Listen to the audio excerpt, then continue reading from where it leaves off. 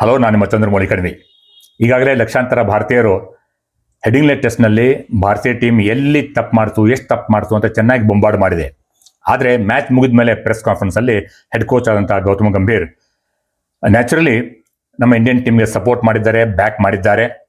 Young team ಅಂತ ಹೇಳಿದ್ದಾರೆ, ಅನುಭವ ಕಡಿಮೆ ಅಂತ ಹೇಳಿದ್ದಾರೆ, ಕಲಿತಾರೆ ಅಂತ ಹೇಳಿದ್ದಾರೆ. ಆದರೆ ನಂತರ ಒನ್ ಸಿಚುವೇಶನ್ನಲ್ಲಿ ಎಲ್ಲರನ್ನು ಕರೆದು ಚೆನ್ನಾಗಿ ಬೆಂಡೆತ್ತಿರುತ್ತಾರೆ ಅಲ್ವೇ? ನಮ್ಮ ಇಂಡಿಯನ್ ಟಾಪ್ ಆರ್ಡರ್ ಬ್ಯಾಟರ್ಸು ಬರೀ ಸೆಂಚುರೀಸ್ಗಳಿಗೆ ಸಮಾಧಾನ ಪಡಬೇಕಾಗಿಲ್ಲ. ಯಾಕಂತಂದರೆ ಅವರು ಎಲ್ಲರೂ ಡಬಲ್ ಸೆಂಚುರೀಸ್ಗೆ ಏಮ್ ಮಾಡಬೇಕು.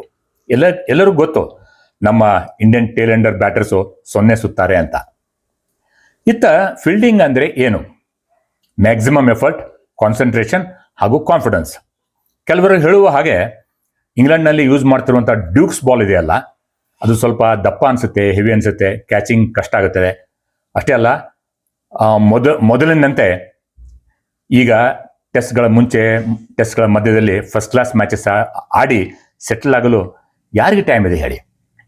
ಆಮೇಲೆ ಪ್ಲೇಯರ್ಸ್ಗಿಂತ ಹೆಚ್ಚಿನ ಸಂಖ್ಯೆಯಲ್ಲಿ ಇರುವಂಥ ನಮ್ಮ ಇಂಡಿಯನ್ ಟೀಮ್ನ ಸಪೋರ್ಟ್ ಸ್ಟಾಫ್ ಇದಾರಲ್ಲ, ಅವರು ತಮ್ಮ ಮೋಟಿವೇಶನಲ್ ಸ್ಕಿಲ್ಸ್ಗಳನ್ನು ಈ ಸಂದಿಗ್ಧ ಪರಿಸ್ಥಿತಿಯಲ್ಲಿ ಪ್ಲೇಯರ್ಸ್ ಮೇಲೆ ಉಪಯೋಗ ಮಾಡಲೇಬೇಕು.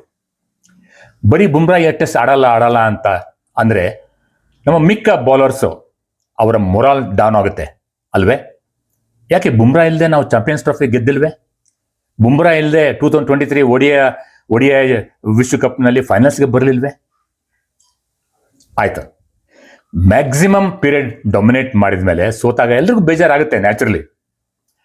ಆದರೆ ಮೈಂಡ್ ಯು, ಎಲ್ಲ ದಿಗ್ಗಜರು ಇದ್ದಾಗಲೂ ಕೂಡ ಈವರೆಗೆ ಭಾರತೀಯ ಕ್ರಿಕೆಟ್ ಇತಿಹಾಸದಲ್ಲಿ ಇಂಗ್ಲೆಂಡ್ನಲ್ಲಿ ಕೇವಲ 3 ಬಾರಿ, ಅಂದರೆ 1971, 1986, 2007ನಲ್ಲಿ ಮಾತ್ರ ನಾವು ಸರಣಿ ಗೆದ್ದಿದ್ದೇವೆ.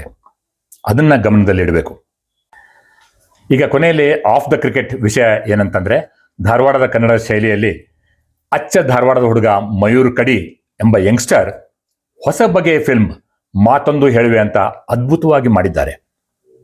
ದಯವಿಟ್ಟು ಆ ಫಿಲ್ಮನ್ನು ನೋಡಿ ಹಾಗೂ ಎನ್ಕರೇಜ್ ಮಾಡಿ.